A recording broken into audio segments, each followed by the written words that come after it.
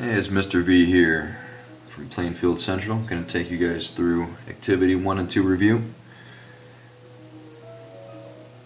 So, you guys can just fast forward to whatever problems you're having troubles with. You don't have to watch this whole thing. But, for number 1 here, we need to come up with an expression. So, look at here, we got 3 figures. They say for each figure, well, we come up with this table here. For each figure, tell me how many toothpicks are. So if we counted the first one, we have 8. The second figure, which is this right here, we have 15, 22. So after you make this table here, we look for what is the common difference. In other words, what are we counting by to get from 8 to 15 to 22? It looks like we're going up 7 each time. So the shortcut way would be to say, well, whatever the common difference is times n, right? Here's your n's right here, your figure number. So we can just choose a point. If I did 7 times 1, that would be 7. What do I need to add to make it into an 8? A 1. Let's make sure it checks out. 7 times 2 is 14. What do I need to add to make it into a 15? Add 1. So that's a shortcut way. But to see it the other way, look what's going on here. We're adding 7 each time, right? So the starting value was 8, and then we added 1 7, and then we added 2 7s, and then 3 7s. So the key thing is to look at the number we multiply by and the n, right? So this is figure 2. Notice here we have 1, 3, and then 2, 4, and then 3. It looks like the number over here is always 1 less than whatever that n value is there. So the expression for 1 less than n is n minus 1. So it's always 8, and then we're always adding 7, and then how many is it? Well, it's always n minus 1. So either of these works, but if you notice, if you distribute it here and you work it out, you're going to get the same exact thing. Okay, so either way works. For number 2, same thing. Alright, we have our inputs here, the number of toppings. So it says for the topping, or the one pizza with 1 topping, it's $12.99. And then we're adding 75 cents each time. So that's our common difference. So since it's our common difference is 75, we can do the shortcut. 75 times the figure number, or in this case it's number of toppings. And then we need to figure out what number do we need to add to make it work. So here, if I did 0.75 times 1, what do I need to add to make it into $12.99? $12.24, and it works for all of them. Okay, so that's a shortcut. Or you can say, well, I start with $12.99 each time, but then I'm adding 75 cents once here, I'm adding 75 cents twice, and then 3 times, right?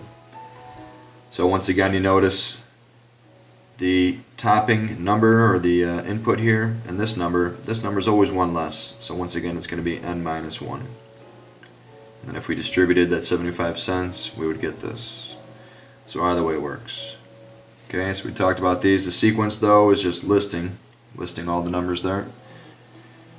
The common difference we talked about was 0.75, and either one of these two expressions work. Remember, the expressions just tell you the cost for any given number of toppings. So if I want to figure out what's the cost for 5 toppings, like I want to do for the next problem, I would take my expression, and instead of n, I would plug in a 5. Do the math, and that'll tell me the cost when I have 5 toppings. So for this one here, we're saying, well, if he's only got $17, how many toppings can he get? So I plugged in 5, substituted 5, did the math, got $15.99. That was for 6 toppings, then 7 toppings was this. Now you notice for 7 toppings I went over my limit. So I gotta go back 1. So with $17, the most toppings I can get is 6. Okay. 2 different companies here. Cable companies. One charges $2.25 and then $35 a month. The other guys charge $2.75 and then $15 every month. It looks like this one's going to be cheaper initially, right? Because you only have this smaller startup fee. But our monthly fee is going to be more. So there's going to be a point where this company is actually going to be more expensive than this one. But that all depends on how many months goes by. So when you're trying to figure out what is that point where this one starts being more expensive, we need to first figure out when those 2 companies, or when the 2 expressions are going to be equal. So this represents the cost for the first Easy Electronics, this represents the cost for the Cable Solutions. So let's figure out when they're equal, when they're the same cost. Do the math, get all your like terms to one side, and then solve for M, which is the number of months. So at 2.5 months, both of these companies cost the same amount. But if you look over here at the chart, we can get a visual of what's going on here. So after 1 month goes by, it looks like Cable Solutions is going to be more expensive because they got the higher startup fee. Month 2, same thing. But now we got to that critical point here, the 2.5 months. So all of a sudden, now when you get to 3 months, you can see that Easy Electronics is going to be more expensive. In fact, for every month after that, Easy Electronics is going to be more expensive. So it says, for how many months will the consumer pay less for Easy Electronics? Well, it's going to be cheaper for the 2 months. 2 months here, and then it starts being more expensive. After 2 months, 2.5 months, we're going to start going with Cable Solutions because it is more cost effective. So for all these word problems, what I would suggest is whatever things you're dealing with. So here was hamburgers and hot dogs. Just write it out, hamburgers and hot dogs, because we're going to need to come up with expressions for them. So it says your family bought 3 hamburgers and 6 hot dogs. Okay, it cost $27. Hamburgers cost 3 more than hot dogs. So hamburgers are 3 more than hot dogs. They didn't tell me anything about hot dogs, so I'm going to just give it a variable. Call it D for dogs. But I do know something about hamburgers in relation to hot dogs. Hamburgers are always $3 more. So how do you say $3 more? Number of whatever the dogs cost, hot dogs plus $3 for a hamburger. So if I got 3 hamburgers, and remember this is the expression for the cost of 1 hamburger, so if I got 3 of those, and 6 of these hot dogs, whatever they cost, my total is $27. So I need to distribute to 3, and then I get my like terms together, 3D and 6D. Subtract 9 from both sides, divide by 9, I get D equals 2. We know that D stood for, was the expression for the cost of a hot dog. So if hot dogs cost $2, hamburgers cost 2 plus 3 or 5. This one here we have 2 taxi services. Orange Taxi, they charge a pickup fee of $4.50 and then 25 cents a mile. These guys charge $3 to pick you up and then 40 cents every mile. So just using common sense, if you weren't going very far, you know you'd have to go with this company, right? Because your pickup fee is a lot cheaper than the $4.50, but if you're in the car for a long time, you're spending more per mile, 40 cents a mile here and only 25 cents here. So we want to figure out, just like the 2 problems ago, when are those 2 costs going to be equal?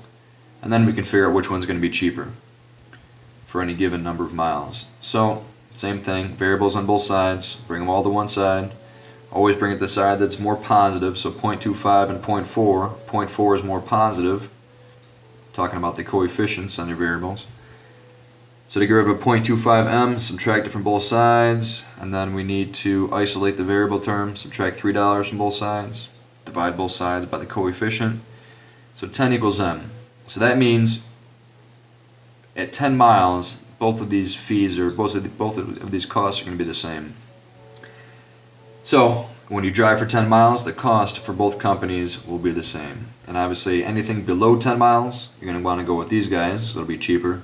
But once you hit that 10-mile mark, these guys, even though you got to pay a higher pickup fee, it's cheaper per mile. So in the long run, these guys will be cheaper.